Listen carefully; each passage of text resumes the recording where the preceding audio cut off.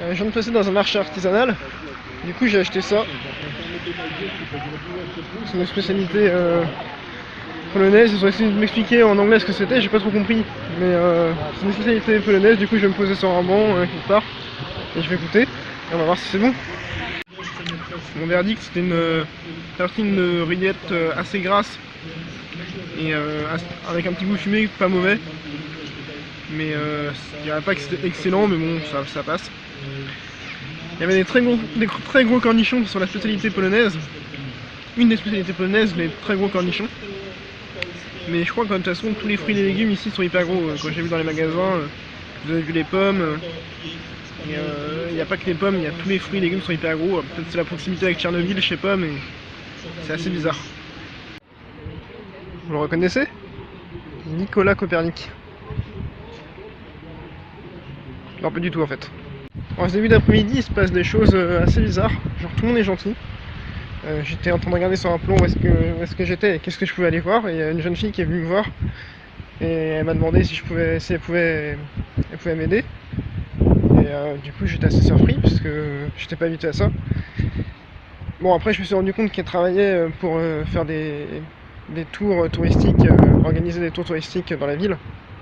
Donc je me suis dit, ça se trouve, elle va en proposer un, puis elle va insister et tout, et en fait non, pas du tout, elle m'a même pas proposé. Donc c'était vraiment sympa, et du coup elle m'a montré les quelques endroits où aller. Et du coup je viens de sortir de l'église Sainte-Catherine qui est juste ici. Et vous pouvez voir qu'il y a des échafaudages, parce qu'en fait elle a été détruite à de nombreuses reprises, puis reconstruite, depuis le milieu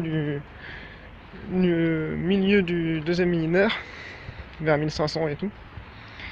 Et le dernier incendie a eu lieu en 2006, donc il n'y a pas si longtemps, il y a seulement 10 ans. Et du coup, elle est encore en reconstruction. Et dans cette église, pareil, j'étais en train de lire en anglais les explications de l'église et les dates importantes. Et le monsieur de la boutique de l'église va me voir, il me dit hey, prenez ce guide, c'est gratuit, et puis ça explique toute l'histoire, et puis n'hésitez pas à me demander si vous avez des questions. Donc à 2 reprises, là, des gens très sympas, a priori sans arrière-pensée, sans vraiment direct, et du coup bah, ça fait plaisir. Et donc là je vais aller voir d'autres petits endroits que la jeune fille m'a montré et m'a dit que c'était assez intéressant.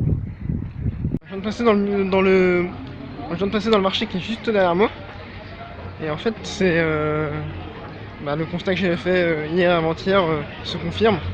Tous les fruits sont nickel et super gros. Les fruits et les légumes. C'est chaud. Un groupe de français. Et donc voilà. Alors, je vais rentrer à l'hôtel et puis je vais me poser un peu. Ça fait plusieurs kilomètres que j'entends de la musique très fort.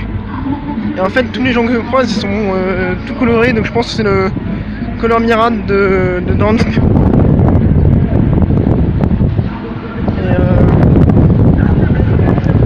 Regardez. Et je vais éviter d'y aller parce que je prends un quart dans moins d'une heure. Et si je suis tout plein de couleurs, ça va pas être agréable parce que je reste toute la nuit dans le car. Donc peut-être passer voir vite fait de loin, mais c'est tout. C'est de l'autre côté de la rue. Tu vois que la compagnie de bus que tu prends fait des liaisons Dansk Nantes. Ça fait mal au cœur de pas pouvoir rentrer.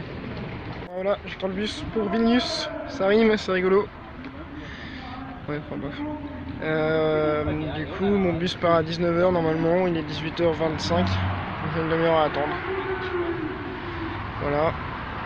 Et du coup, demain matin, Vilnius.